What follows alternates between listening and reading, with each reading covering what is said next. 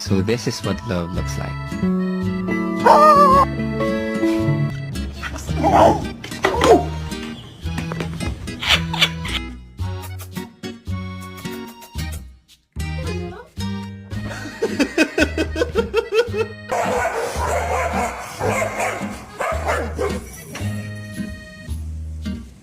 Ready to go?